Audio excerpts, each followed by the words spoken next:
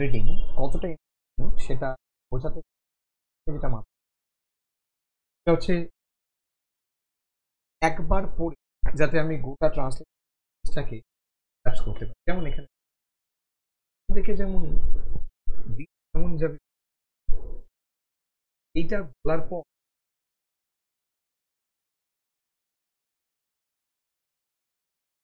Depend যে clause হলো এটা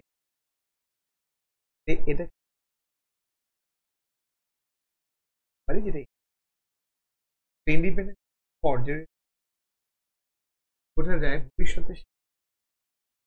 তাহলে এই পার্টটা বলছি ইন্ডিপেন্ডেন্ট, তার মানে মাঝখানে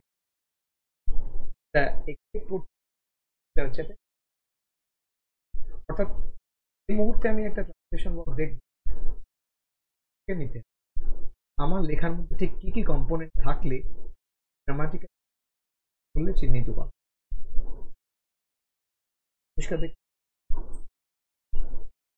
সে হলো বিকর্ষণ। একটা সিম্পল কোনটা কমপ্লেক্সের পরে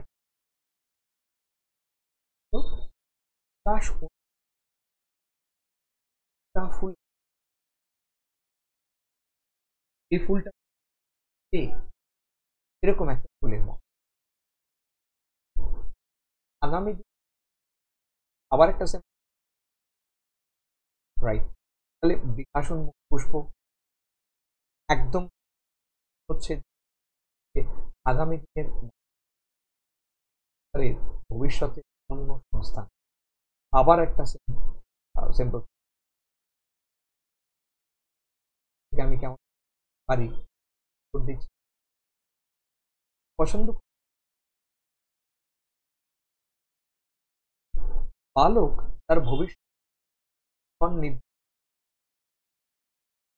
তাহলে একটা পার্ট গেল, তারপরে বালক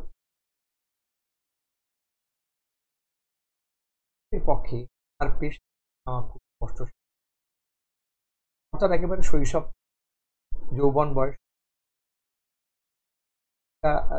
মেয়ে বাধার সম্মুখীন হয়। মূলত বাধা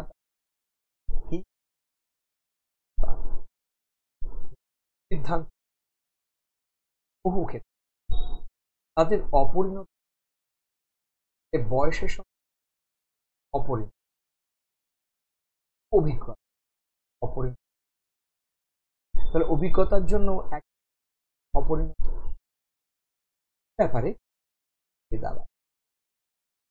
ব্যাপারে মূল বাধা দুটো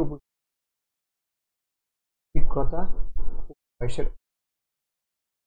মাতা পিতা শিক্ষক জন্য তরুণদের সঠিক বৃত্তি নির্বাচনে সহায়তা কথা, অর্থাৎ মা বাবা কি করেন যে এই বাচ্চাদের অর্থাৎ তরুণদের সঠিক বৃত্তি নির্বাচনে সহায়তা করতে পারে। বৃত্তি মানে এখানে আমরা বুঝতেই পারছি কাজ, পেশা খেয়াল রাখতে হবে, কিন্তু এ করতে গিয়ে মাতা পিতার পক্ষে তাদের নিজেদের পছন্দ অপছন্দ ইচ্ছেগুলোকে জোর করে চাপিয়ে দেওয়াটা বাঞ্ছনীয় নয়। অর্থাৎ অবশ্যই বাবা মায়ের অধিকার আছে তার সন্তানের পেশা নির্বাচনের ক্ষেত্রে, তারা একটা গাইডিং ফোর্স হিসেবে কাজ করবে, তারা একটা লাইট হাউসের মতো কাজ করবে, কিন্তু তার মানে এটা নয় যে তারা তাদের পছন্দটাকে তাদের না পাওয়া যে ভবিষ্যৎ সেই ভবিষ্যৎটাকে ছেলে মেয়েদের ওপর কি বলবো চাপিয়ে দেবে বা জোর করে ন্যস্ত করবে। তাহলে এই হচ্ছে বাংলা। তার মানে সোজা কথায় ঠিক আমরা যে বিষয়গুলো দেখতে অভ্যস্ত সে বিষয়গুলোই আরেকবার পেলাম। এবার আমাকে বলবে সকাল দেখে যেমন দিন কেমন যাবে বোঝা যায়, এটা একটা প্রভার্ব, আমরা প্রায় সকলেই জানি। প্রভার্ব মানেও আশা করব সবাই জানি, অর্থাৎ একটা প্রবাদ, সেই প্রবাদটাকে ঠিক করে রাখতে হবে, তার সঙ্গে মিলিয়ে বলতে হবে তেমনি শিশুকে দেখে বোঝা যায় ভবিষ্যতে সে কেমন হবে। চলো তোমার থেকে এক্সপেক্ট করবো অ্যান্সার যে কোনো একজন। হ্যাঁ বেশ, মর্নিং শোজ দ্য ডে, একদম ঠিক কথা, একদম ঠিক কথা। হ্যাঁ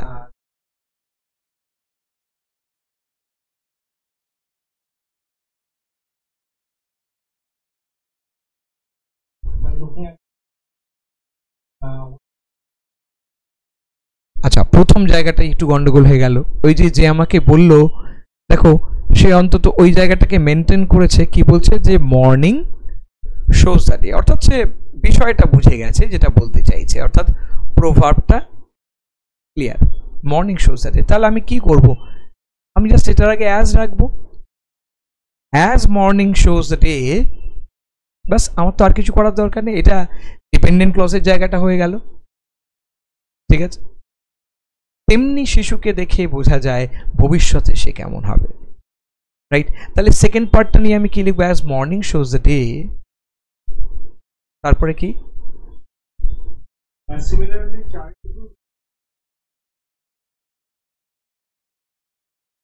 গ্রামাটিক্যালি এটার মধ্যে কোনো ভুল নেই, যে তেমনই শৈশব ভবিষ্যৎকে নির্দেশ করে, দেখা যেতেই পারে।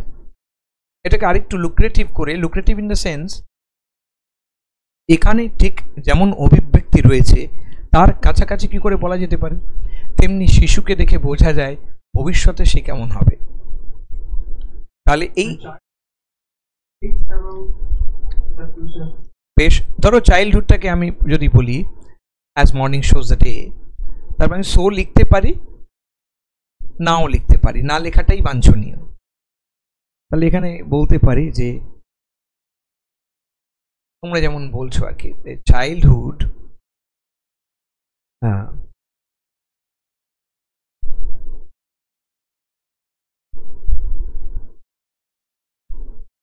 anticipates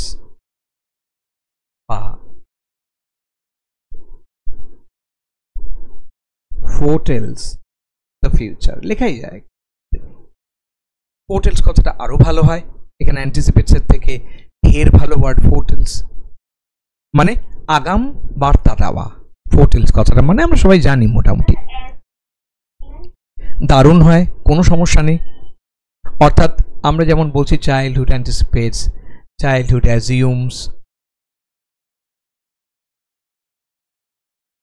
রাইট, বলাই যেতে পারে। আর যদি আমি এভাবেই বলি যে তেমনি শিশুকে দেখে বোঝা যায় যে ভবিষ্যৎ কেমন হবে, তাহলে শিশুকে দেখে বোঝা যায়, আমরা তো চাইল্ডহুড করলাম, অসুবিধা কিছু নেই, কারেক্ট, ঠিক আছে। কিন্তু যদি বলি এভাবেই লিখবো যে শিশুকে দেখে বোঝা যায়, তাহলে কিভাবে লিখবো, না ওটা করা যাবে না, ওটা তো আক্ষরিক অর্থে হয়ে গেল, আমি বাচ্চাটার দিকে হাঁ করে তাকিয়ে আছি, এরকম একটা ব্যাপার, লুকিং অ্যাট দ্য চাইল্ড বলা যাবে না। তাহলে কি করতে হবে, এক্স্যাক্টলি, তাহলে লুকিং অ্যাট বিষয়টা হয় না, তখন আমাকে বলতে হয় যে as morning shows the day, এবার আমার সো লাগবে, so close observation of, sorry এখানে একটু চেঞ্জ করছি,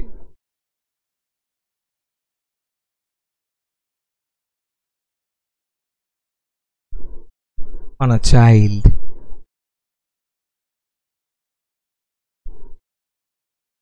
assumes future, আরামসে লিখতে পারি।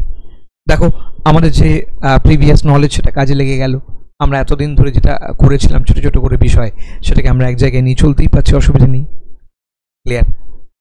তাহলে ফার্স্ট পার্টটা আমরা ক্লিয়ার করতে পারলাম, আশা করি লিখে নেবে, কারণ আমার এখানে লেখার জায়গা কম, তাই জন্য আমি মুছতে মুছতে যাব, ঠিক আছে।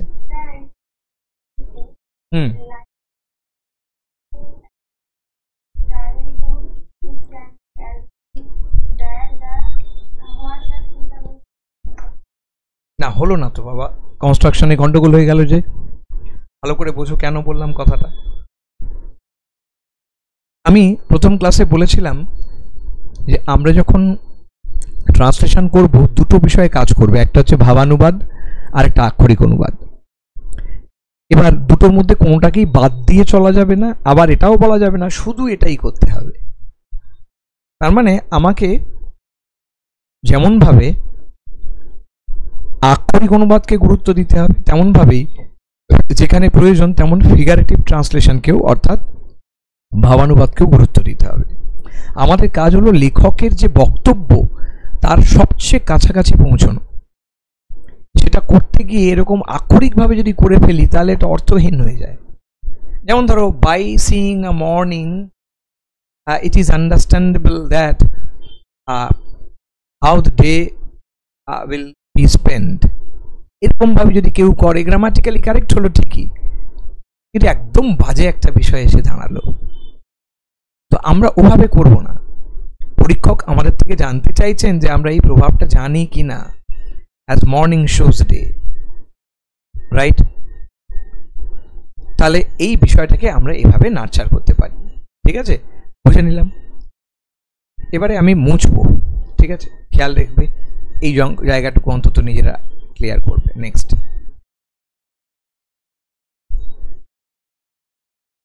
বাকিটা তোমরা মুহূর্তের মধ্যে করে ফেলবে, এটা আমার ধারণা। এতদিন করে তোমাদের সে জায়গায় চলে এসছে। সে হলো বিকশোন্মুখ পুষ্প। কি লিখবো?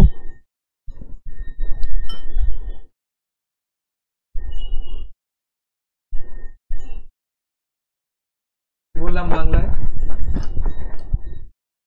সে হচ্ছে মানে ফুটে ওঠা ফুলের মতো। এক্স্যাক্টলি সো, এর বাইরে তো আর কিচ্ছু লেখা নেই। এক্স্যাক্টলি, এর বাইরে আমি কিচ্ছু লিখতে পারবো না। তাহলে কি লিখবো?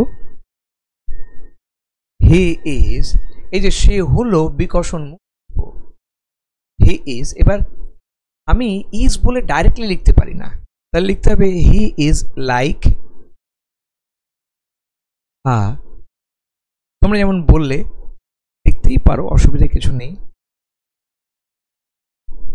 ব্লুমিং ফ্লাওয়ার, এই যে আমি লিখলাম he is like a blooming flower. এবার আমি ধরো এটাকেই যদি লিখি, এখানে জাস্ট আমি এইভাবে ব্যাপারটাকে রাখছি, he is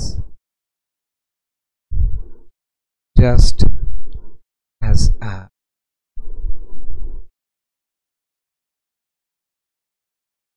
budding flower,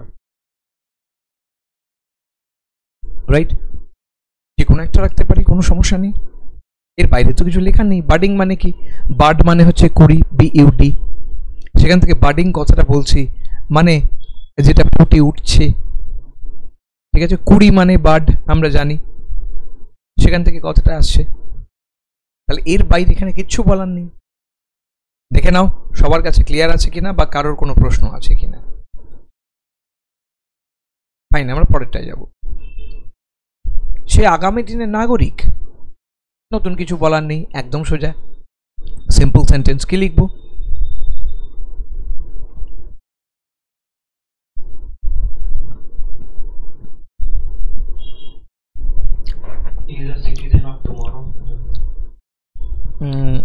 citizen of tomorrow, এটা অনেকেই লেখে।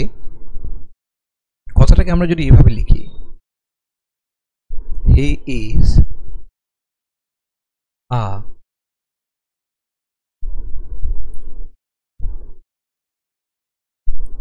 Future citizen of a nation.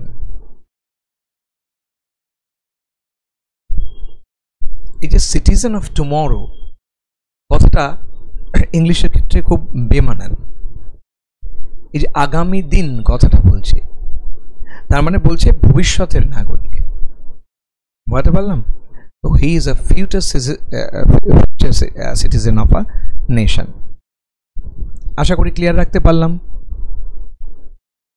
কারো কোনো সমস্যা?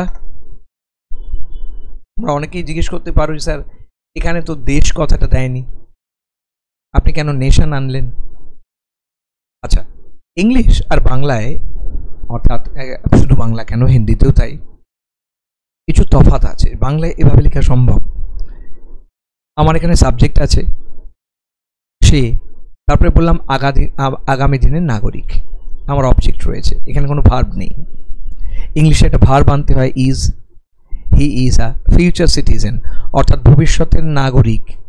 Future citizen of what? অর্থাৎ কোনো দেশ বা কোনো স্টেটের ভবিষ্যতের নাগরিক, সেটা উল্লেখ করে দিতে হয়, না হলে সেন্টেন্সটা ইনকমপ্লিট থেকে যায়। আশা করি বোঝাতে পারলাম। পরেরটাই যাবে, পরিবারের অন্য সংস্থা। তাহলে কি লিখবো?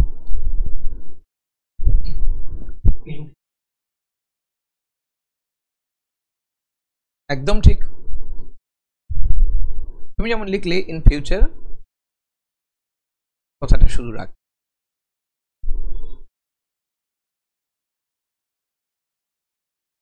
Bread earner of the family, তাহলে এখানে ভবিষ্যতের অন্য সংস্থানকারী বলতে ও ব্রেড আর্নার কথাটা লিখলো, রাইট? কোনো অসুবিধা নেই।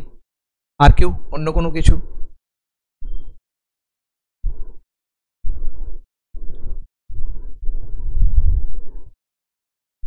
দেখে নাও এর বাইরে এই যে উপার্জনকারী বা অন্য সংস্থানকারী কথাটা আর কোনো ভাব পাচ্ছ কিনা, বা অন্য কোনোভাবে লেখা যায় কিনা।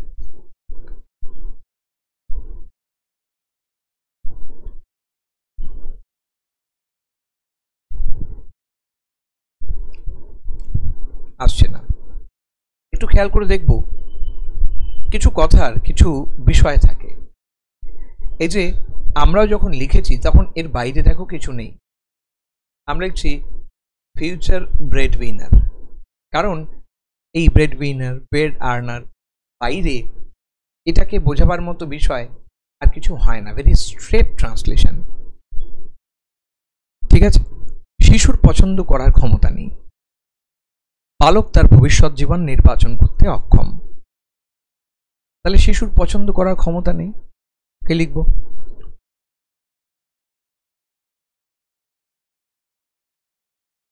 বলো কিভাবে লিখবো? শিশুর পছন্দ করার ক্ষমতা।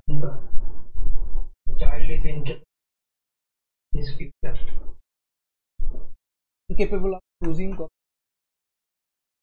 ফিউচার না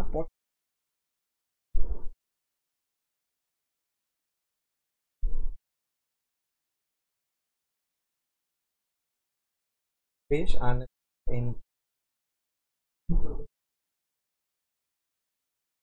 কি তার পছন্দ না না না, কেন প্রতি কেন, তার পছন্দ করার ক্ষমতা নেই। চাই পছন্দ,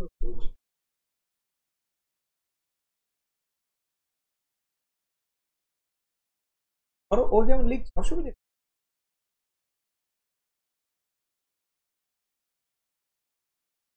মেকিং এ চয়েস এক্স্যাক্টলি বললে আমায় কি অফ চুজ করতে হবে?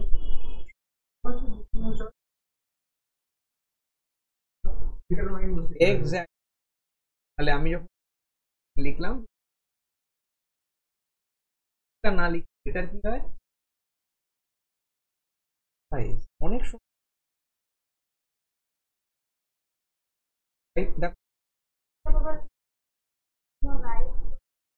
এই হ্যাঁ আর নেই,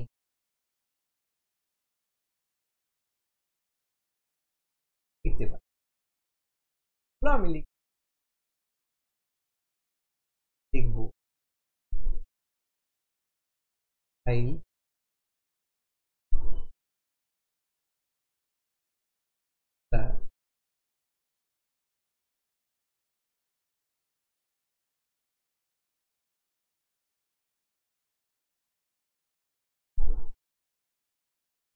ক্ষমতা নেই।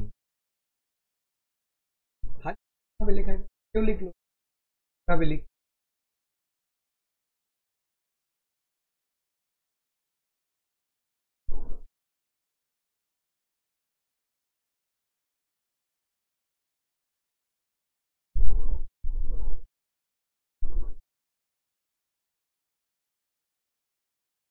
মেক আ চয়েস,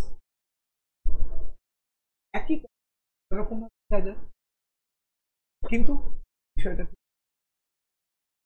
বুঝতে পারলাম যাতে বালক তার পছন্দ।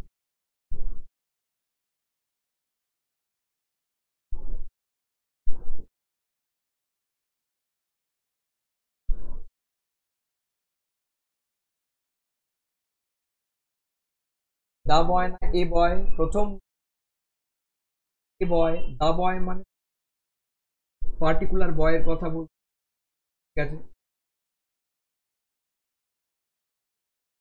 বালক ভেবে নিতে হবে, মানে সেটাই লেখা আছে, ভেবে নেওয়ার কিছু নেই।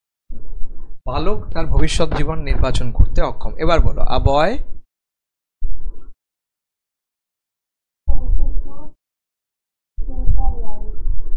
ফিউচার লাইফ তো বলছে না এখানে, বলছে ভবিষ্যৎ জীবন। তুমি ফিউচার লাইফ বললে নির্বাচন করতে অক্ষম, এবং ফিউচার লাইফটাকে কিভাবে লিখবো?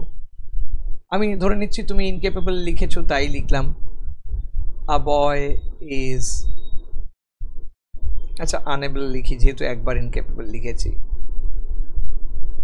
চলো, আ বয় ইজ আনএবল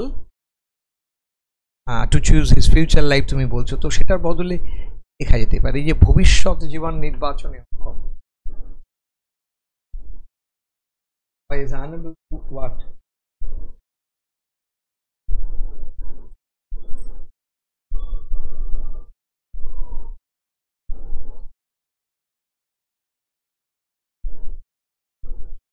কারণ যদি আমি ওভাবে লিখি বড্ড সাধন, তার বাইরে বেরোতে হবে লেখা,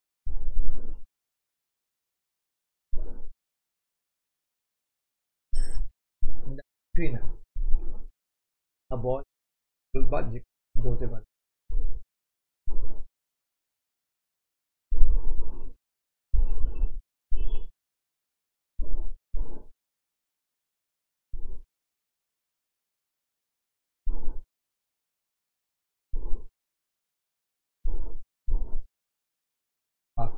ফিউচার আরো সময়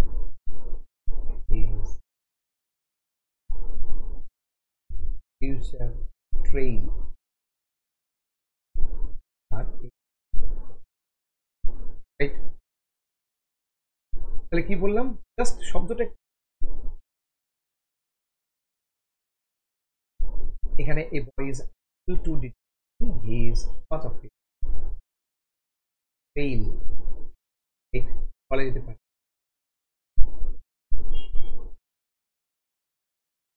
আর কেউ কোনো কিছু কিন্তু বলে না, একজন পরেরটাই যায় ওকের পক্ষে তার তাই কি লিখবো?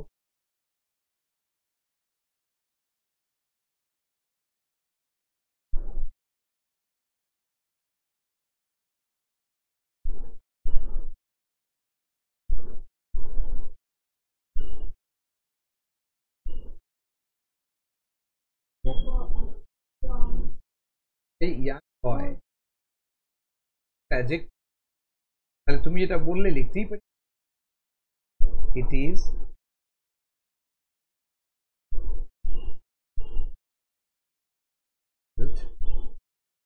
For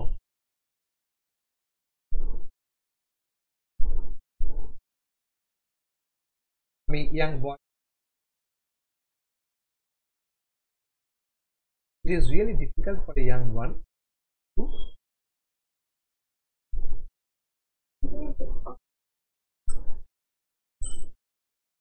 choose his what option. কেটে গেল, টু চুজ প্রফেশন বললে,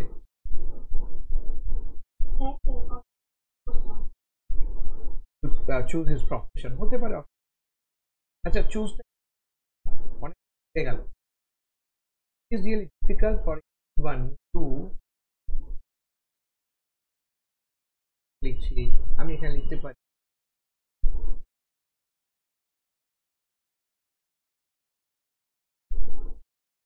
আমি লিখছি টু ডিস ইজ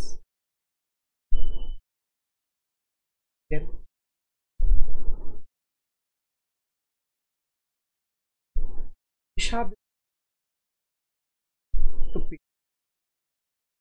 উপার্জনের, আর না হলে তোমরা ঠিক আছে, শব্দগুলোকে টু ডিসাইড, এই ব্যাপারগুলোই বিষয়টার আমাদের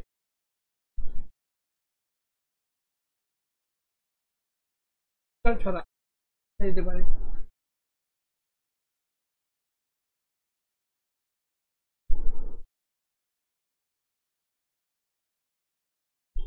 ডিফিকাল্ট লিখলাম, এর বাইরে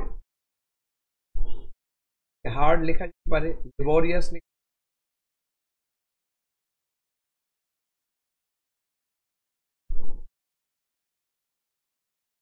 মানে পরিশ্রম বলছে, কনফিউজ হয়ে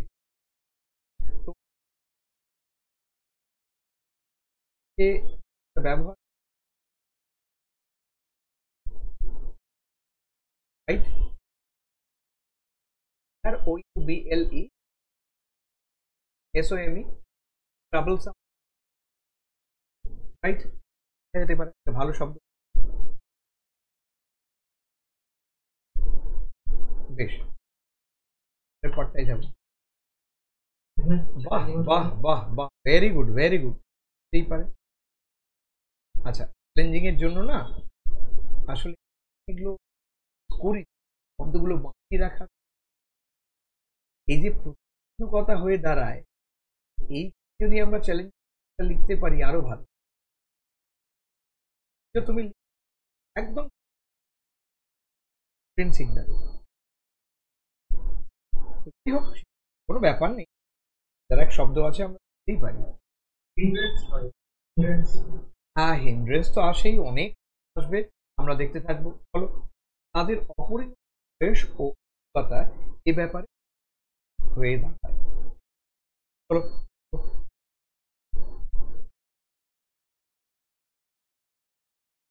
এক্সপিরিয়েন্স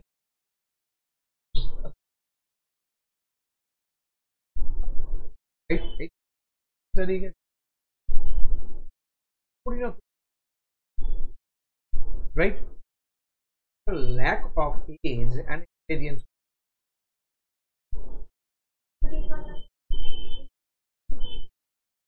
mature লেখা যেতে পারে, and inexperience যদি আমি মনে নিতে হবে, পারলাম কি আমি ম্যাচুরিটি, তাহলে আমাকে লিখতে and এক্সপেরিয়েন্স যেন খেয়াল থাকে, নাউন ফর্ম। বেশ, তারপরে কি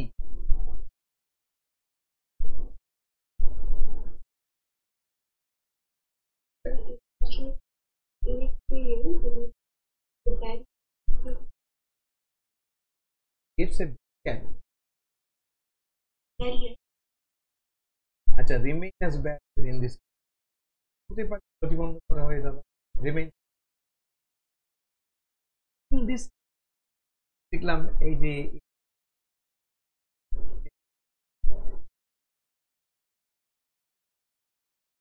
জাস্ট একটা এইটুকু সেন্টেন্সের মান বদলে দেবে, তাহলে তোমরা এবং যারা সবাই লিখছো নিশ্চয়ই, একটা করবো। ধরো এবার কেউ লিখলো, লিখলাম দেয়ার TEND in their age and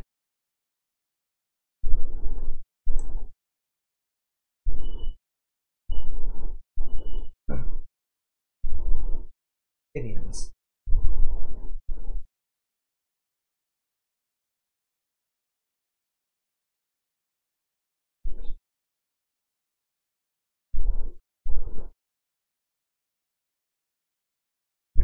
come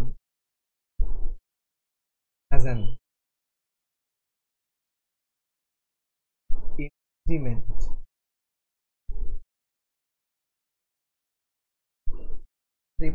their tender age, boyish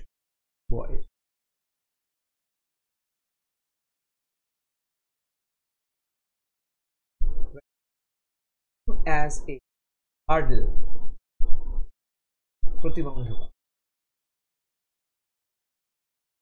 but এভাবেই লিখতে পারি, লেখা যেতে পারে আমি যখন বলছি ভেরিয়েন্স বলতে পারি, যা আমরা ডাইরেক্ট বলতে পারি ভার্বেই, দ্যাট ইন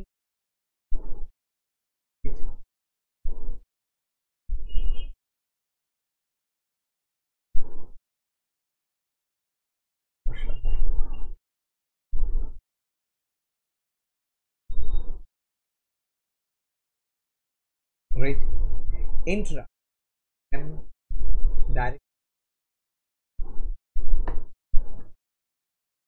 রাখা যেতে পারে, কিন্তু গিয়ে এটুকু হয়ে গেল মাতা পিতা শিক্ষকের তরুণদের বৃত্তি নির্বাচনে তা পায়। সহজ একটা সেন্টেন্স দেখুন,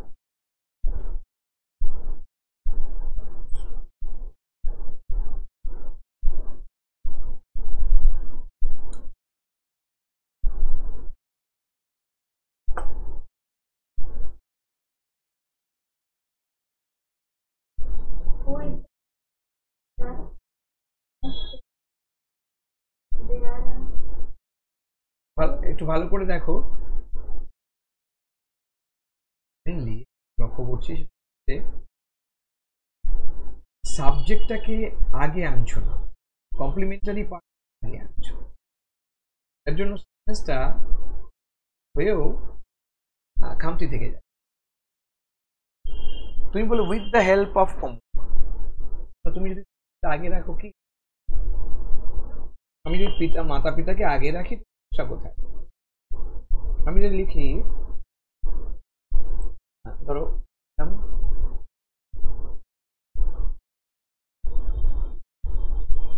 the parents, তুমি দেখে অসুবিধা কোথায়?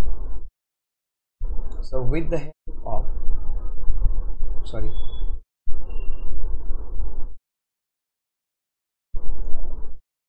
teachers কথা বলো। So parents with the help of teachers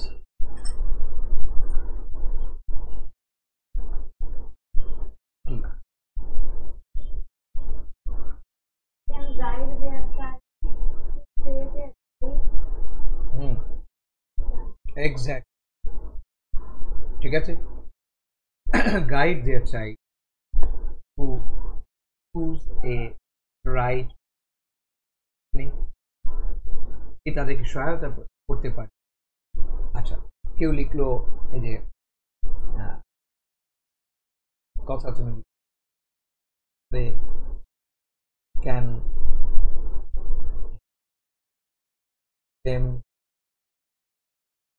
লেখা যেতে পারে, কেউ can provide assistance to choose, right? দিতে পারি প্রত্যেকটা এক্সপ্রেশন, ঠিক আছে? দেখে নাও আছে কি মানে একটা লাগবে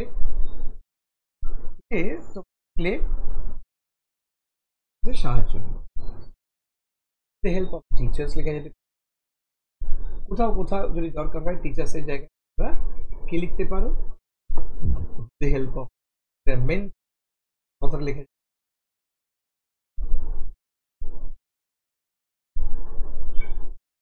রাইট? আর কি লিখে দিতে পারে বলো, তো হয়ে গেল। আরেকটা চেঞ্জের জায়গায় তরুণদের কথাটা বলেছে, তাহলে তরুণদের কথাটা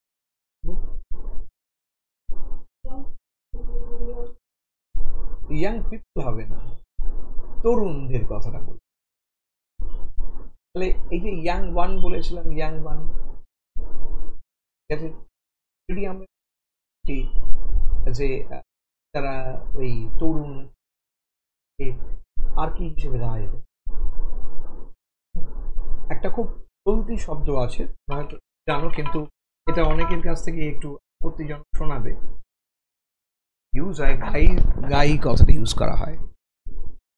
তো আমরা সরাসরি ওটাকে ইউজ না করে আমরা বলতেই পারি যে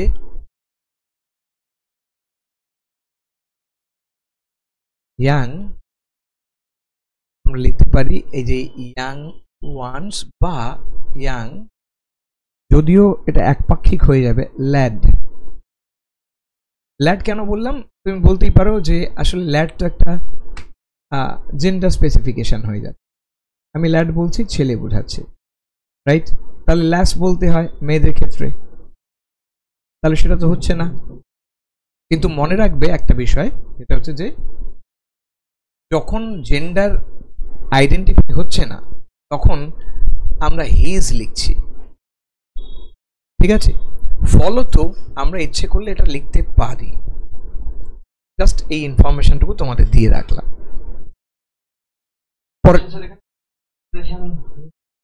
ইয়াং জেনারেশন করা যেতেই পারে, আমি আসবো লাস্টে লেখাটায়, করা যেতে পারে, আমরা এখানে আসবো।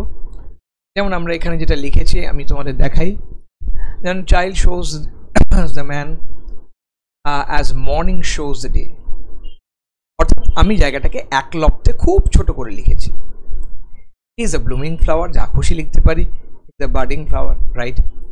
হি is a future citizen of nation, he is a future bread earner of his family, a child is incapable of choosing righteously, কথাটা ব্র্যাকেটে লিখেছি, ঠিক আছে? আমি আর বয় বা মেয়ারটাকে ব্র্যাকেটে ঢুকিয়ে রেখেছি। Is unable to decide his future life, যে ফিউচার লাইফটাকে তোমাদের অন্য ভাষায় এক্সপ্রেস করলাম। And it is too difficult for a young one to opt for, কথাটা লিখেছি চুজ করা, ওখানে ডিটারমাইন লিখেছি। প্রত্যেকটা কথা তোমাদের সাথে যেটা লিখেছি সেটা যেন ক্লিয়ার থাকে। His occupation, their tender age and lack of experience বা inexperience come to be an impediment there, right? Parents with the help of mentors can assist at the youth directly লিখলাম, young generation লিখতেই পারো। to single out, এই যে choose করা বহুবার লিখেছি, লিখতে লিখতে ক্লান্ত, আস্তে আস্তে এই শব্দগুলো তোমরা শেখো। that is to choose out, সেটাকে আমি লিখছি single out। proper career or suitable profession, clear? But in doing this, এই লাইনটা অবশ্য তোমাদের সাথে আলোচনা হয়নি, এই যে কিন্তু এটা করতে গিয়ে যেটা আমরা করলাম সেটা কি, মাতা পিতার পক্ষে তাদের নিজেদের ইচ্ছাগুলোকে জোর করে চাপিয়ে দেওয়াটা বাঞ্ছনীয় নয়, রাইট? তো সেই জায়গায় ঢুকলাম। অর্থাৎ সো ইন দ্য প্রসেস, এই যে এটা কিন্তু এ করতে গিয়ে, তাহলে এটাকে আমি হাজার রকম ভাবে লিখতে পারি। সো in the process এই কথাটাও লিখতে পারি। কেউ লিখলো but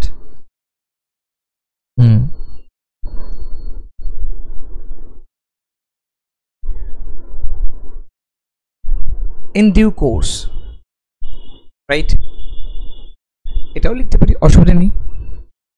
তাহলে আশা করছি এক্সপ্রেশনগুলো বোঝাতে পারলাম। তাহলে কি, মাতা পিতার পক্ষে তাদের নিজেদের পছন্দ অপছন্দগুলোকে জোর করে চাপিয়ে দেওয়াটা এই বাঞ্ছনীয়। এই যে জোর করে চাপিয়ে কি লিখ এক্সপ্রেশন, আমাকে দুটো ভাগে ভাগ, একটা হচ্ছে চাপিয়ে দেওয়া, তারপর তো জোর করে লেখা যাবে ভাব, সেটা কিন্তু ভাবটাকে আগে চুজ করতে হবে। চাপিয়ে পজিশন, আচ্ছা, তার মানে ইম্পোজ কথাটার মানে আমাকে আলাদা করতে হচ্ছে। ইম্পোজ হচ্ছে আমার ভার্ব, চাপ। এবার রাইট, আমি যা করতে ফোর্সফুলি লিখতে পারি, তো লিখতেই পারো যে আমি যদি তাও হবে, অসুবিধা জায়গাটা এবার ক্লিয়ার হচ্ছে। But doing this in the process will come or it is not, ব্যাপারটা বাঞ্ছনীয় নয়, আমরা সুস্বাগত নয়, জাস্টিসিবল নয়, বাঞ্ছনীয় নয়, ঠিক আছে? টু ইম্পোজ দেয়ার অ্যাসপিরেশন,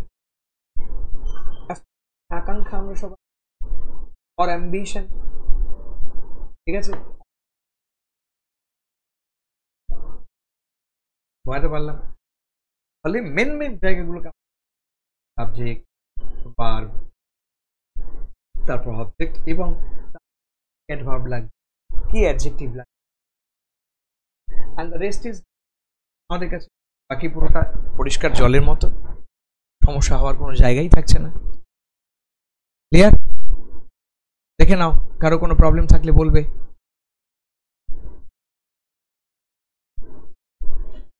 আমি সময় দিচ্ছি যাতে লিখে নেওয়ার এবং আলোচনা করার পুরো সময়টা আমরা পাই। চলে আসবো প্রফেশনাল রিপোর্ট রাইটিং, ঠিক যেভাবে ল্যাঙ্গুয়েজগুলোকে সাজাতে হয়। আমি G20 সামিট দিলাম মানে G20 সামিট নয়, G7 হোক, G20 হোক, ব্রিক সামিট হোক, বসুন্ধরা সামিট হোক, মানে যে কোনো সামিট, যে কোনো বৈঠক, এরকম জাতীয় যে কোনো কিছু লিখতে দিলে এই জিনিস লেখা যাবে।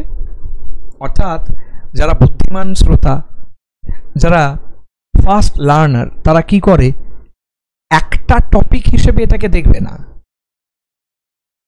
অর্থাৎ তোমাকে স্মার্টলি শিখতে হবে যে এই রিসোর্সটাকে কি করে কাজে লাগানো যায়। স্যার আমার G20 তো আসেনি, স্যার আমাকে অমুকটা লিখতে দিয়েছে, কি করব?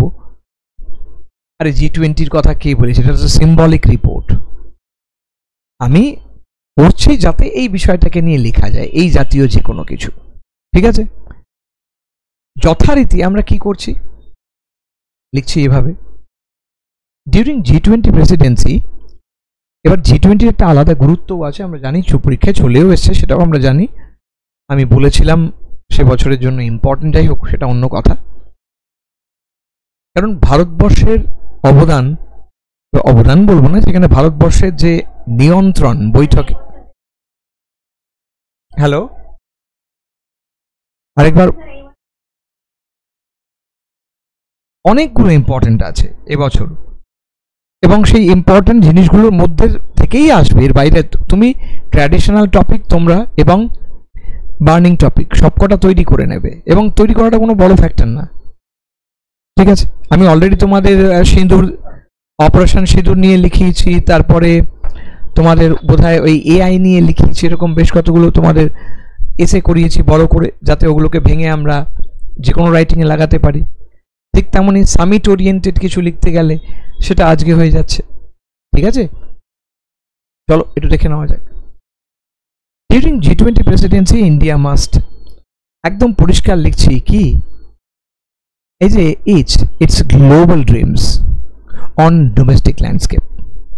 অনেকেই বলবে স্যার মানেটা কি, India must each it's global dreams. অর্থাৎ একটা দেশ সে কি করছে, তার একটা সার্বিক স্বপ্ন। কেমন স্বপ্ন? বিশ্বায়নের যে স্বপ্ন, অর্থাৎ বিশ্বের মধ্যে একজন হয়ে ওঠার স্বপ্ন, তাই বলছে গ্লোবাল ড্রিমস। এটাকে বিশ্বজনীন স্বপ্ন বলা যায় না, খেয়াল রাখতে হবে। আমি সেটাকে না বলে কি বললাম, আমরা কি বলছি, আমরা বলছি যে যে স্বপ্নটাকে বিশ্বের একজন হওয়ার স্বপ্ন দেখায়, সেই স্বপ্নের কথা বলছি, গ্লোবাল ড্রিম। এটাকে আন্তর্জাতিক স্বপ্ন বা এরকম বাংলায় লেখা যায় না, তো সেটাকে একটু বুঝে নিতে হবে। তাহলে ইন্ডিয়া কি করবে, ইন্ডিয়া মাস্ট ইচ, অর্থাৎ সে একটা দাগ কাটবে, সে লিখবে নতুন করে। ঠিক আছে? তার আন্তর্জাতিক মহলে তাকে প্রতিষ্ঠা করার স্বপ্ন অন ডোমেস্টিক ল্যান্ডস্কেপ। কোথায় সেটা? ঘরের মাটিতেই।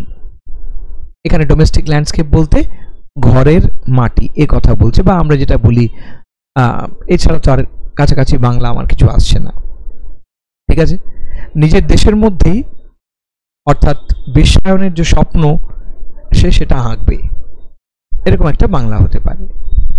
ঠিক আছে? নিজের দেশের মাটিতে দাঁড়িয়ে তার বিশ্বায়নের স্বপ্ন ইন্ডিয়া আঁকতে চায়। একটু খেয়াল রাখবে, আমি তোমাদের আগেও বলেছিলাম দু একবার, এই টপিকগুলোকে যদি বাংলায় জাস্ট কনভার্ট করে দাও, তাহলেও খুব ভালো একটা লেখা প্রডিউস হয়ে যাবে।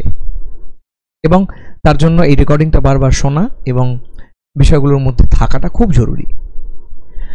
The government launched its year of G20 presidency on December 1st with some pomp. ব্যাপারটা কি? Launch is year of G20 Presidency. যে কোনো একটা সামিটে কেউ না কেউ প্রিসাইড করে মানে আমরা এখানে যে ভার্বটা বললাম সেটা কি বললাম? দ্যাট ইজ প্রিসাইড ওভার কথাটা আসে, আমরা সবাই জানি এটা, কারণ ইন্ডিয়ান পলিটিতে আমরা পড়েছি। প্রিসাইড ওভার করা মানে পৌরোহিত্য করা, বাংলায় বলে, মানে সোজা কথায় অর্থাৎ মূল চালিকা শক্তি। বুঝতে পারলাম? তারাই এটাকে হোস্ট করছে। তাহলে launch is year of G20 Presidency on day কখন করেছে? December 1 with some pomp. Pomp মানে কি? জাঁকজমক, রাইট? তাহলে পম্প মানে আমি বলতে পারি কি? উইথ সাম গ্র্যান্ডিওস, ঠিক আছে? With some pomp, clear? And 100 monuments from Kashmir to Kanyakumari lit up with India's G20 logo symbolizing the motto Vasudhaiva Kutumbakam, right? Vasudhaiva Kutumbakam কথাটার মানে কি সেটাকে পাশে লিখে দিলাম, or one earth, one family, one future। এইটা তাহলে সেন্টেন্সটা শেষ হলো, দেখো কিভাবে ইন্ডিয়া এই কাজটা করেছে জাঁকজমক সহকারে। কিভাবে? 100খানা মনুমেন্টস অর্থাৎ সৌধ তৈরি করে from Kashmir to Kanyakumari, lit up with অর্থাৎ যে মনুমেন্টগুলো লিট আপ হয়েছে, আলোকিত হয়েছে, with India's G20 logo, G20 logo সমৃদ্ধ, ঠিক আছে, বা লোগো দ্বারা আলোকিত 100খানা মনুমেন্ট, ঠিক আছে, যেটা সিম্বলাইজ করছে অর্থাৎ যেটা একটা প্রতীক হিসেবে দাঁড়িয়ে রয়েছে। কি সিম্বলাইজ করছে? সেটা হচ্ছে আমাদের মোটোটা কি, উদ্দেশ্য কি? বসুধৈব কুটুম্বকম মানে হচ্ছে সোজা কথায় আমরা আসলে গোটা পৃথিবীতে একটা পরিবার। এবার যেহেতু আমরা নিজেদেরকে একটা পরিবার বলে ভাবছি, তাই এটা ভাবার কোনো কারণ নেই যে পৃথিবী যখন ধ্বংস হবে তখন ইউএসএ বা চায়না অনেক দিন বাঁচবে আর উগান্ডা তার আগেই নষ্ট হয়ে যাবে। এরকম ভাবার কোনো কারণ নেই, সব একসাথেই নষ্ট হব, ঠিক আছে? অর্থাৎ আমাদের ফিউচারও একই, দুদিন আগে আর পরে, clear? In an editorial essay, Prime Minister Narendra Modi committed to making India's year of chairmanship as one that will focus on healing our one earth, creating harmony within our one family and giving hope for our one future। অর্থাৎ একটি নির্দিষ্ট এডিটোরিয়ালের কথা বলছে, অর্থাৎ সম্পাদকীয় প্রতিবেদনে সেখানে নরেন্দ্র মোদী লিখেছেন কি? আচ্ছা, এখানে খেয়াল রাখতে হবে, অনেকেই বলে স্যার এরকম নাম দিয়ে লেখা যাবে? আবারও বলছি, we are taking the name of our prime minister, not a leader of BJP। অর্থাৎ তিনি আমাদের প্রধানমন্ত্রী, বিজেপির লিডার নয়। অর্থাৎ যখন তিনি স্টেটকে রিপ্রেজেন্ট করছেন তার নাম নেওয়া কোনো সমস্যা নেই। বুঝতে পারলাম? অর্থাৎ এই ধারণা মন থেকে সরিয়ে ফেলতে হবে। হিলিং আওয়ার ওয়ান আর্থ, তিনি আমাদের আর্থকে সুস্থ করে তোলার কথা বলেছেন। হিলিং কথাটা মানে সুস্থ করে তোলা, সারিয়ে তোলা, জানি। সারাবেন? ক্রিয়েটিং হারমোনি, ঐক্য সাধন করে সারাবেন, কারণ আমরা একই ফ্যামিলির অন্তর্গত, রাইট? এবং এই বলে আশা দিয়েছেন যে আমাদের ভবিষ্যৎও কিন্তু এক। নাও এবার দেখি, there are plans for about 200 G20 meetings across India। এগুলো তো ডিটেলিং, এগুলো নিজের মতো করে লিখতেই পারবে। The preparatory and ministerial meetings will culminate in grand plans for G20 summit। অর্থাৎ তার প্রস্তুতি পর্বের যা meeting, preparatory meeting, and ministerial meetings অর্থাৎ ক্যাবিনেট যেখানে বসবেন, মন্ত্রিসভা যেখানে বসবেন, সেটা কালমিনেট করবে মানে কারো যদি জানা থাকে বলো। will culminate in grand plans for G20 summit. culminate করবে মানে conclude। হ্যালো, বাস্তবায়ন কথাটা বলছে, অ্যাকচুয়ালি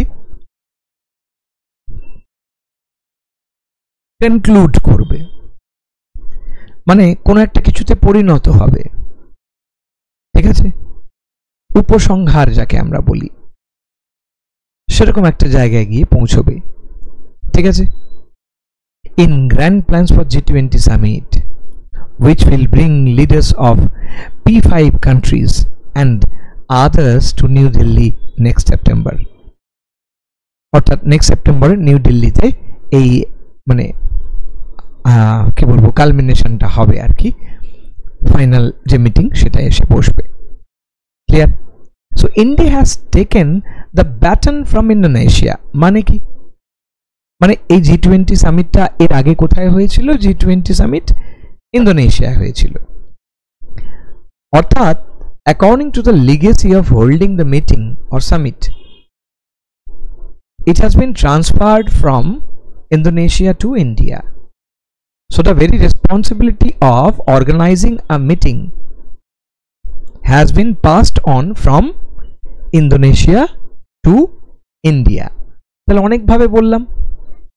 এখানে এই যে বলছে has taken the baton কথাটার মানে কি? আমি একেবারে জলের মতো করে বললাম, ঠিক আছে।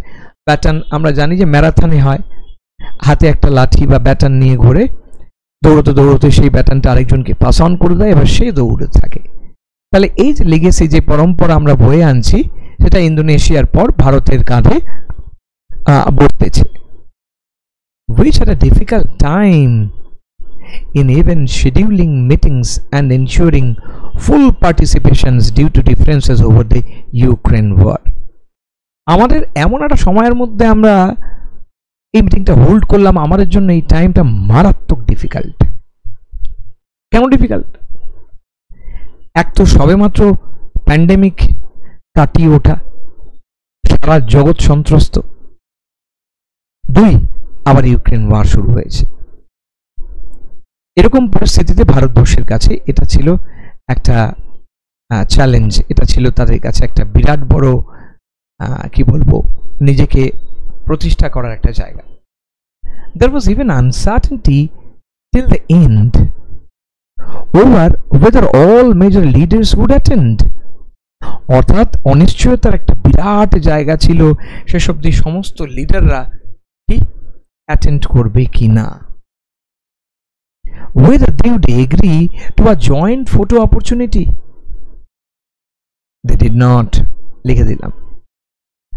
অর্থাৎ এখানে একটা ব্যাপার হয় যে এই G20 সামিটে যারা যারা আসেন সবাই মিলে একটা গ্র্যান্ড ফটো সেশন হয় সবাইকে মিলে।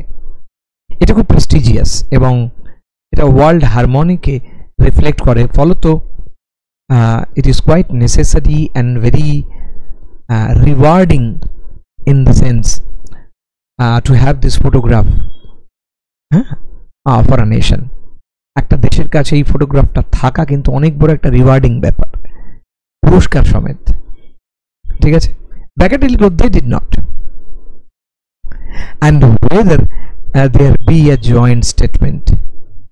অর্থাৎ এখানে জয়েন্ট স্টেটমেন্টটার কথা, যৌথ বিবৃতি, মানে যৌথ বিবৃতি মানে হচ্ছে সবাই মিলে ঐক্যমত্যে পৌঁছে যে বিবৃতিটা দেওয়া হচ্ছে, ঠিক আছে। তাহলে এখানে joint statement actually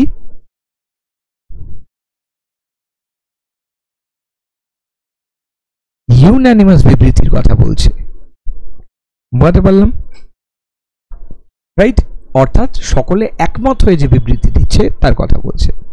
so which was eventually forged, যেটা বস্তুত কি হয়, ফাইনালি কি হয়, ফোর্জ করে দেওয়া হয়, মানে চাপিয়ে দেওয়া হয়। এটা কোথাকার কথা বলছে? ইন্ডিয়ার কাছে এটা খুব একটা চ্যালেঞ্জিং বললো যে আদৌ তারা আসবে কিনা।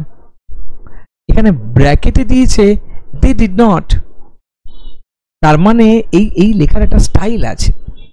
they did not মানে ইন্দোনেশিয়াতে কিন্তু এই ব্যাপারটা অ্যাচিভ করা যায়নি। এই they did not কথাটার মানে এটা। and whether there would be a joint statement which was eventually forged, এই যে হাইফেনের পর যে লেখাটা রয়েছে এটাও কিন্তু ইন্দোনেশিয়া সম্পর্কে। লাইক ইন্দোনেশিয়ান প্রেসিডেন্ট জোকো এই যে Widodo will have to travel abroad to ensure that all G20 leaders and invitees attend at the highest level। অর্থাৎ তিনি পরিষ্কার বুঝতে পেরেছেন যে তার যে সমস্যা হয়েছে সেটাকে যদি হয় তাহলে কিন্তু ইন্ডিয়ান প্রাইম মিনিস্টারকে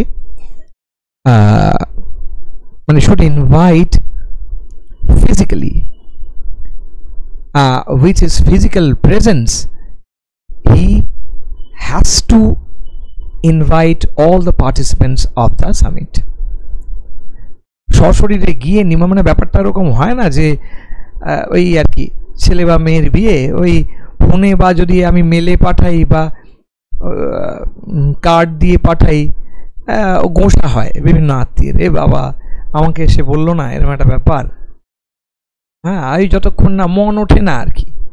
তো এই আন্তর্জাতিক ক্ষেত্রেও ব্যাপারটাই অনেকটা ওরকমই এসে দাঁড়িয়েছে। বিষয়টা যেমন দাঁড়িয়েছে যেন মানে ওই আর কি মানে একেবারে গিয়ে গলায় গামছা দিয়ে বলতে হবে। তো সেটা উনি বুঝতে পেরেছিলেন, তাই তিনি বলেছেন তাদের কিন্তু বিভিন্ন দেশে গিয়ে তাদেরকে বলতে হবে যদি মোটামুটিভাবে সবাইকে এখানে পার্টিসিপেট তারা করাতে চান। and officials will have to burn more midnight oil to achieve consensus on statements। অর্থাৎ যে সমস্ত অফিসিয়ালস রয়েছে তাদেরকে কি করতে হবে, will have to burn more midnight oil। অর্থাৎ আচ্ছা, to burn midnight oil এখানে মানেটা কি একটু আমাকে যদি বলো।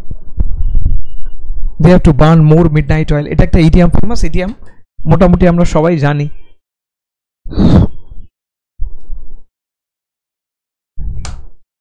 বলো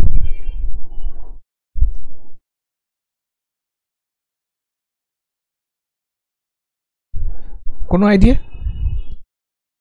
টু বার্ন মিডনাইট অয়েল, আচ্ছা খুব কমন, এটা তোমাদের বলা উচিত ছিল। মানে হচ্ছে যে প্রচন্ড পরিশ্রম করা, রাত জেগে পরিশ্রম করা। কনসেপ্ট এসছে এরকম ভাবে যে আগে যেটা ছিল যে অনেক রাত অবধি পরিশ্রম করতে গেলে প্রদীপ জ্বালিয়ে পড়তে হতো, তার মানে অনেকটা তেল পড়বে। তো ওই কনসেপ্ট থেকেই শব্দটা এসছে to burn the midnight oil, মানে প্রচন্ড পরিশ্রম করা, ঠিক আছে, to pay a hard labour. তাহলে এই ব্যাপার আমার কাছে পরিষ্কার হয়ে গেল, অসুবিধা থাকার কথা না। চলো না, কনসেনসাস মানে সবাই জানবো ঐক্যমত্য, হারমোনি বা consensus. Symbolism and logistical coordination aside, the government has a tough task ahead। এই লেখাগুলো শিখো একটু।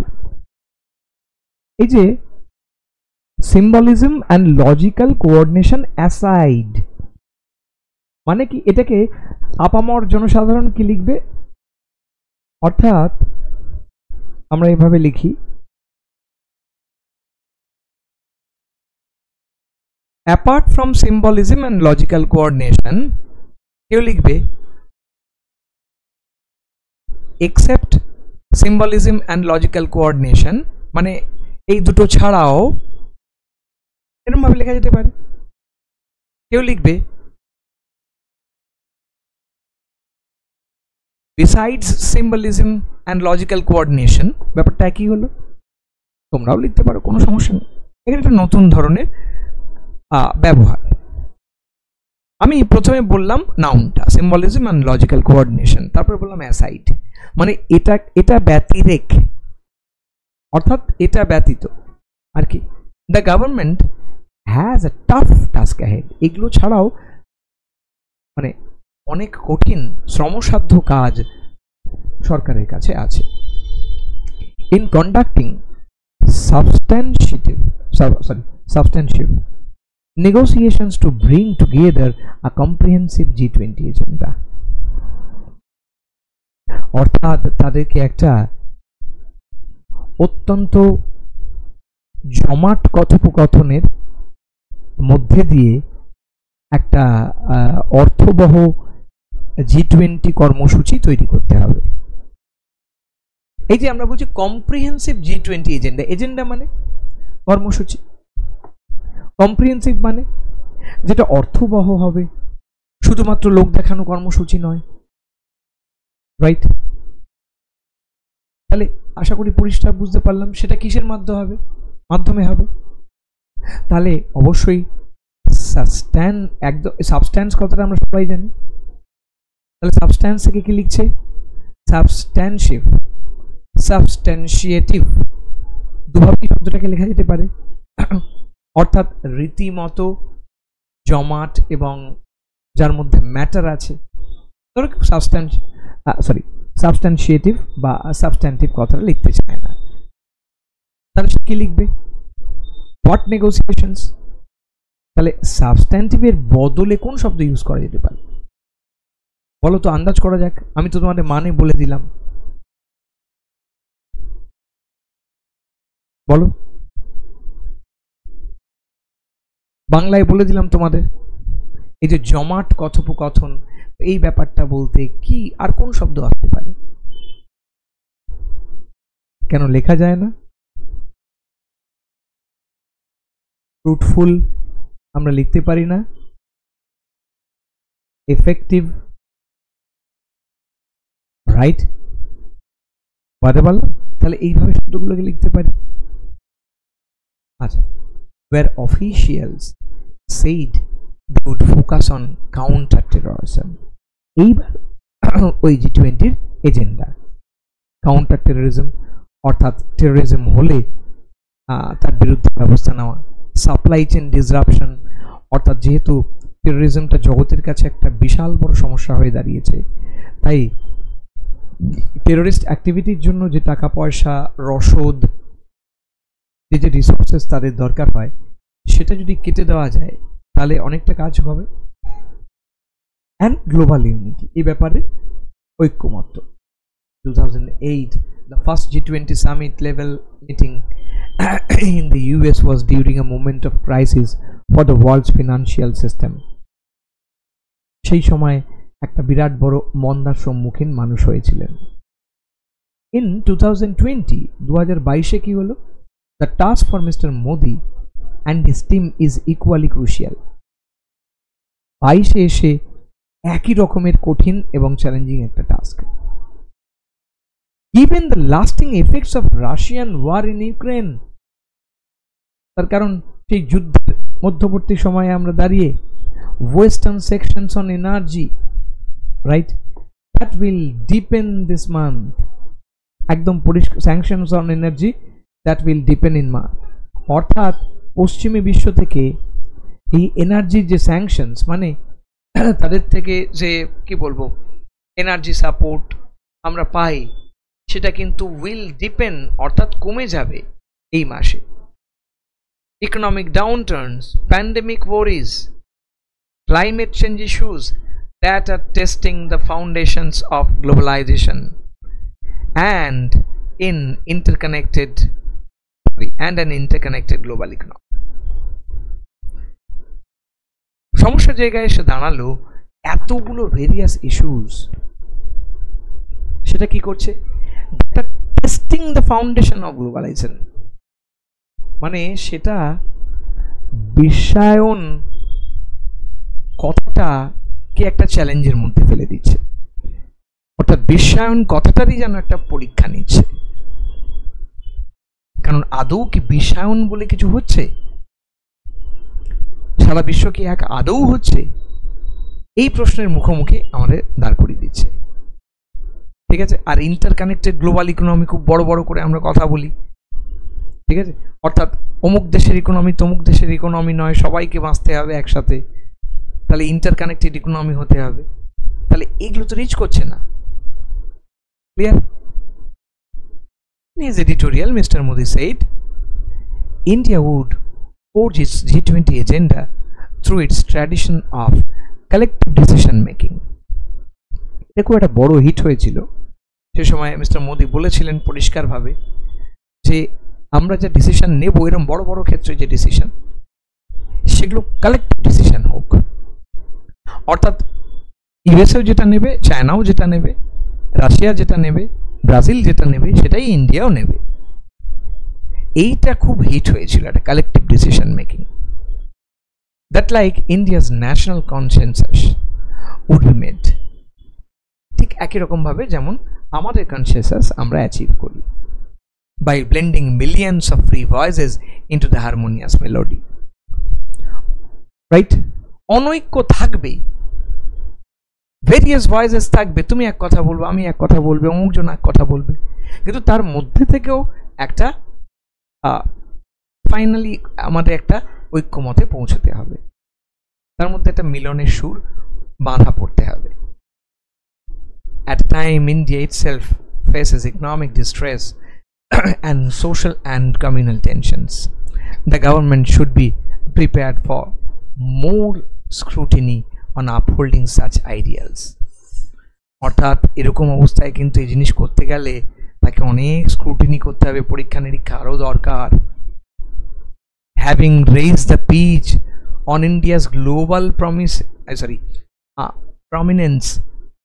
as G20 president, India, its power to shape the global narrative, the government may find that with great power comes great responsibility and a greater spotlight on its ability to translate its global dreams into the domestic landscape as well.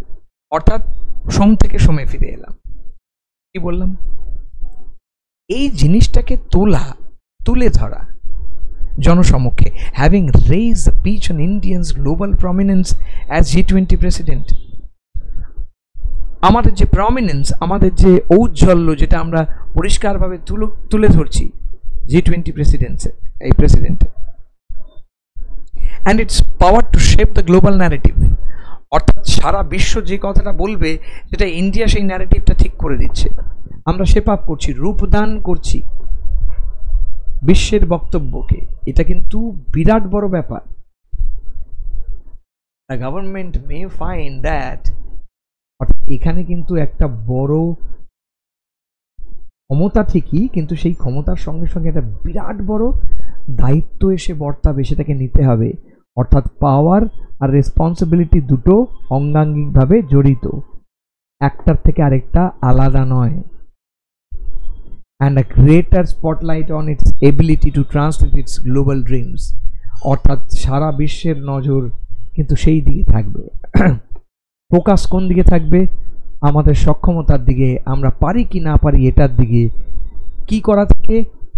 To translate it's global dreams. Translate মানে পরিণত করা, transform করা। এই ক্ষেত্রে আমাদের এই global ড্রিমকে আমাদের মাটিতে দাঁড়িয়ে, পরিষ্কার? তাহলে একটা প্রফেশনালি একটা বিষয় যার মধ্যে একটা পোয়েটিক ফ্লেভারও থাকলো, আবার একটা দারুণ সুন্দর একটা বিষয় তৈরি হলো, যেটা আমি এই জাতীয়। এবার তাকে এর অধিকাংশ সেন্টেন্স G20 জায়গায় ছাতার মাথা যা খুশি হোক, আমি কিন্তু সব লাগিয়ে দিতে পারি। অর্থাৎ আমাকে বেছে বেছে এই লাইনগুলো তুলে ফেলতে হচ্ছে, রাইট? তাহলে আশা করব এই পার্টটা আমার কাছে ক্লিয়ার থাকবে। ক্লিয়ার? চলো আমরা পরের পার্টটায় এগোবো। খুব ছোট্ট একটি পার্ট, বড় পার্ট নয়, একটা প্রেসি। প্রেসির মধ্যে তেমন কিছু নেই, বলে দিই। All the great things that have been done on earth have not been done for gold. অর্থাৎ বিশ্বের যা সমস্ত মহান কাজ, সেগুলো কিন্তু এখানে গোল্ড একটা সিম্বল, সোনার জন্য করা হয় না। আসলে কিসের জন্য? বস্তুগত চাহিদার জন্য করা হয় না, মেটেরিয়াল অ্যাচিভমেন্টের জন্য করা হয় না, টাকা পয়সা গাড়ি বাড়ির জন্য করা হয় না। The Lord Jesus did not come down and die on the cross for gold. তিনি তার জীবনকে ডেডিকেট করে দিয়েছিলেন টাকা পয়সার জন্য, তাই কি? তা নয়। The Spartans sought no reward when they fought and died at, right, Thermopylae. স্পার্টানরা যখন থার্মোপিলে মারা গেছিলেন, practically Butchart to death,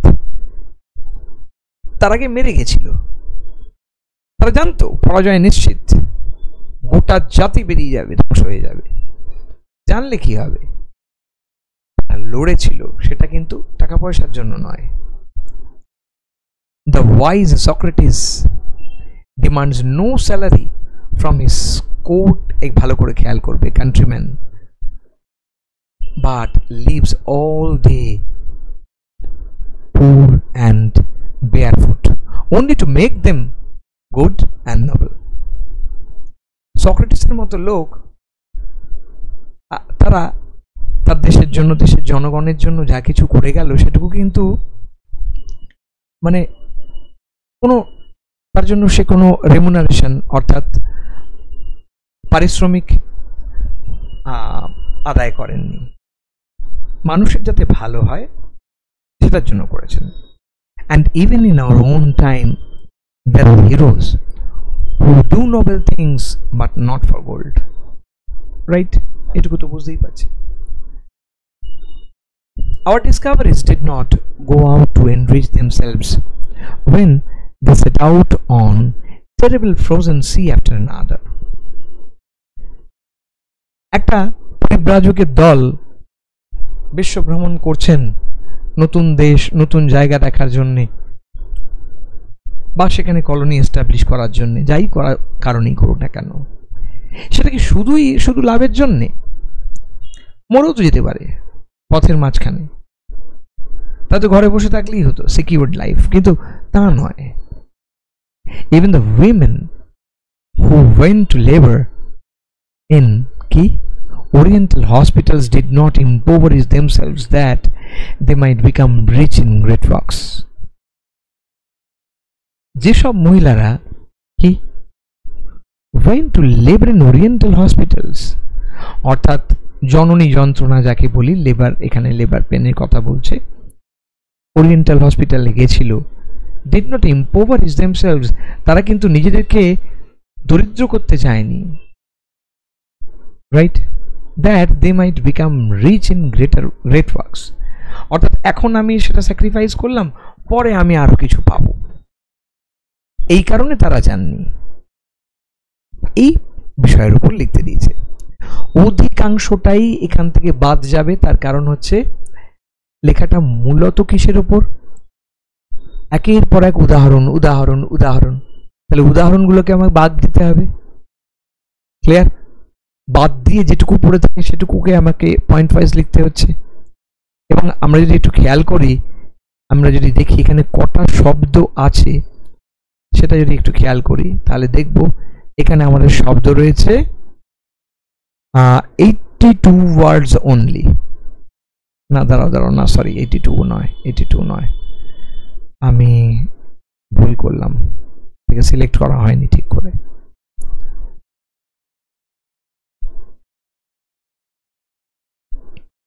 right, এখানে রয়েছে 124 ওয়ার্ডস।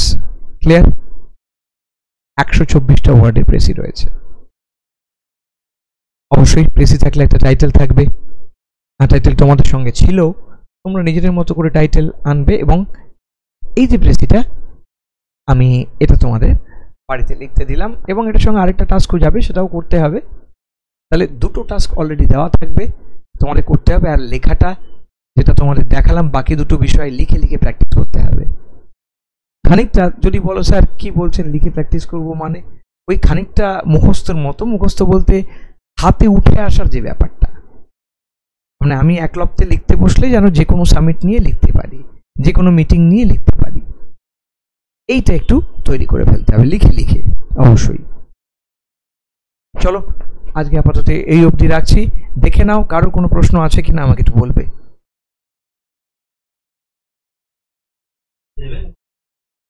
হ্যাঁ, না ভিডিও দেখে না, ভিডিও তো থাকছেই, ভিডিও এখনই চলে যাচ্ছে, তার সাথে সাথে এটার একটা পিডিএফ থাকবে, দেখে নেবে। শুধু প্রেসির যে অ্যান্সারটা এখানে দেওয়া আছে সেই প্রেসির অ্যান্সারটা থাকবে না, ঠিক আছে? ওকে ওকে, হ্যাঁ হ্যাঁ।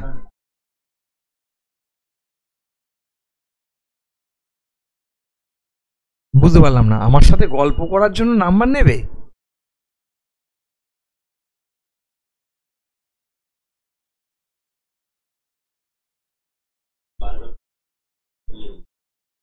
বুঝলাম না, আমার সঙ্গে গল্প করবে মানে?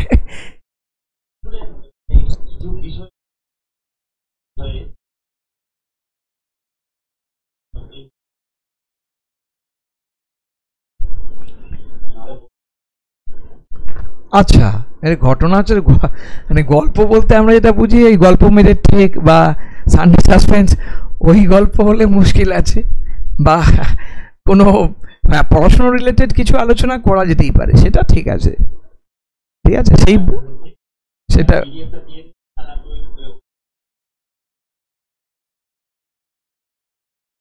আচ্ছা ঠিক আছে। হ্যাঁ হ্যাঁ হ্যাঁ, ঠিক আছে ঠিক আছে, অসুবিধা নেই, অসুবিধা নেই। হ্যাঁ, আমি তো জানতাম না, মানে যেহেতু ঈদের জন্য বন্ধ ছিল। না না, রেগুলার হবে, রেগুলার হবে, একদম রেগুলার হবে, ঠিক যেমন আজকে হলো এরকমই হবে।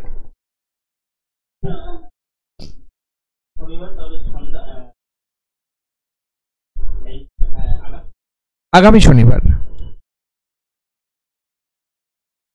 আগামী শনিবার সন্ধ্যে 7টা। হ্যাঁ হ্যাঁ, ঠিক আছে।